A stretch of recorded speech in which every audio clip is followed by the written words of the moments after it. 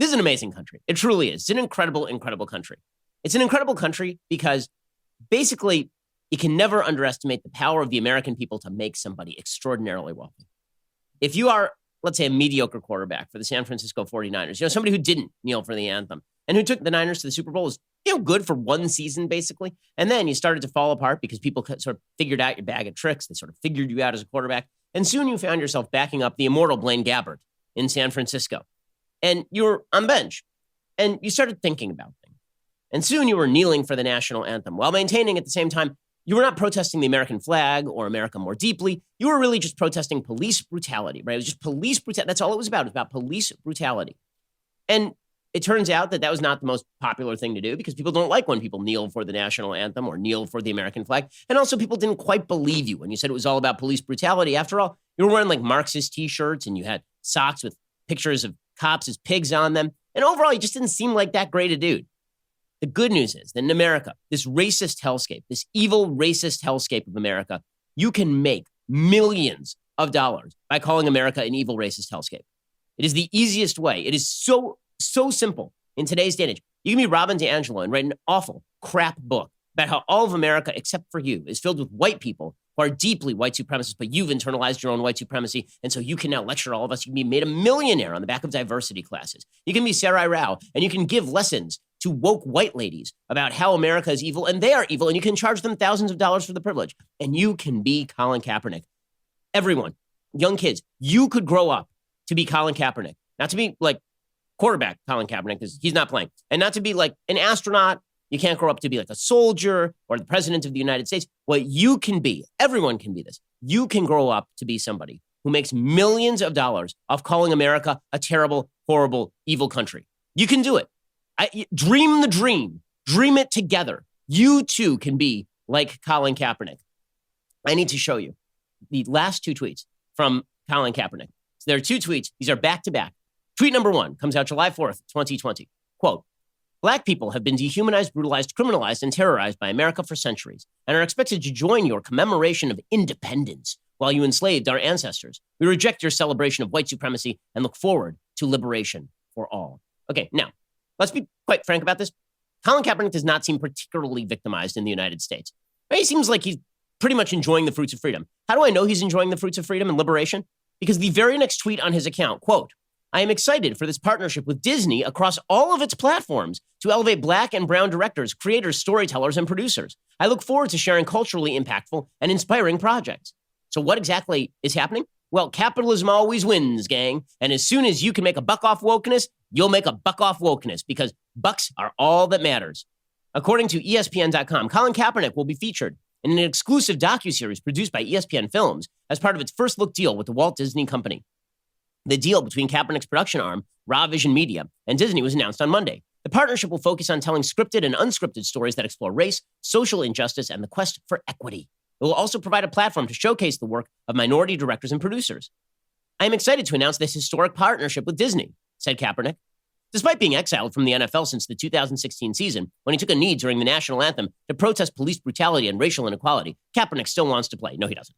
Kaepernick has no intention of ever getting on the field again. Lies, lies, lies. Okay, that is just not true. Kaepernick had the opportunity to try out for teams last year. He completely and purposefully botched it. It was perfectly obvious that that's what he was doing. He has no intention of ever getting back on the field because now he's a civil rights leader, because as a man who has suffered deeply from his race in this country by becoming extraordinarily rich and powerful off the back of calling America a racist hellscape, he has no intention of playing in the NFL again. Come on. Instead, he's going to become the face of the Nike campaign, right? He's the face of the Nike campaign as of 2018. And now he's got the NFL commissioner apologizing to him, right? He's got Roger Goodell saying that he's going to be the face of social justice in the NFL. Kaepernick will work closely with the Undefeated, which is expanding its portfolio across Disney to develop stories from the perspectives of Black and brown communities. His deal with the Walt Disney Company will extend across all Disney platforms, including Walt Disney TV, ESPN, Hulu, Pixar, and the Undefeated. I very much look forward to the new Pixar movie about Colin Kaepernick kneeling for the flag before being tackled because he couldn't make a secondary read. During this unprecedented time, said Bob Iger, Disney's executive chairman, the Walt Disney Company remains committed to creating diverse and inclusive content that resonates and matters. Colin's experience gives him a unique perspective on the intersection of sports, culture, and race, which will undoubtedly create compelling stories that will educate, enlighten, and entertain. And we look forward to working with him on this important collaboration.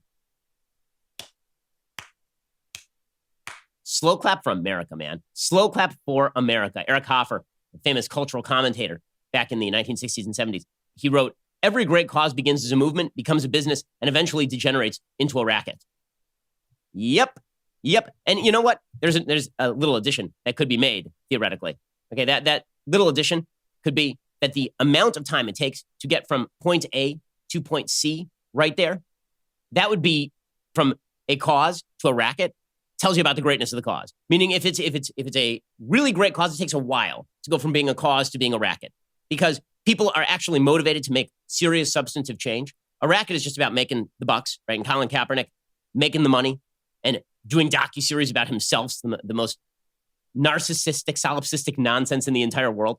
The quickness with which a movement goes from being a movement to being a racket demonstrates the seriousness of the cause in the first place. Okay, so I do love the fact that capitalism has now figured out a way to churn out the America's hellscape nonsense for profit. Like, good for capitalism. Capitalism is great at this. It does demonstrate also that corporations, it's so funny. People think corporations are right-wing. Corporations are all conservative. They're so conservative. And the reason that you know that corporations are conservative is because they make money, except for the fact that you don't have to be conservative to make money. In fact, if you are interested only in making money, well, one of the things that you can do is you can just churn out stuff for the left. And that's exactly what is happening here. So everybody is happy to make a buck off of Colin Kaepernick. And I say good for them. I say, you know what? As long as we're going to be stuck in this morass of stupidity, somebody ought to make some money. And why not Colin Kaepernick? Hero to the masses. Man who, I mean, really, what a martyr he is. So how much has he sacrificed? He has sacrificed a backup slot on the San Francisco 49ers where he wasn't playing it down because he sucked so much that Blaine Gabbert was putting ahead of him. He sacrificed that rich, rewarding career for the awfulness of having to trot around America, talking about how evil America is, to the cheers and the unadulterated drooling of the media, to an overall deal with Disney, one of the biggest companies on planet Earth, as well as millions of dollars from Nike to Neil. I mean, what a martyr. What a martyr. I think when I think of martyrs, I think of like Jesus, Joan of Arc, Colin Kaepernick. I mean, like, clearly, what a horrible country this is. What a terrible, terrible country it is. And if you say it loud enough, they'll pay you too. They'll pay you too. More examples of how this has basically become a business now. It's basically become a scam now. And I will admit to being somewhat amused because, again, half of the program here is about how capitalism is evil and capitalism is terrible. And the only solution to all of this is Marxism and remaking all of America's systems. And the systems of exploitation are really the problem here. And systemic racism is embedded in corporate America. And corporate America is like, here's $1. Here's $1 right here. You want it? You want this $1? You want it? And half the woke crowd is like, absolutely, I want it. Bring it right here for me. Put it in my wallet. I'm noticing that the deep, abiding belief system of Colin Kaepernick and Jamel Hill has not prohibited them from taking money from Walt Disney. Really, well done, everyone.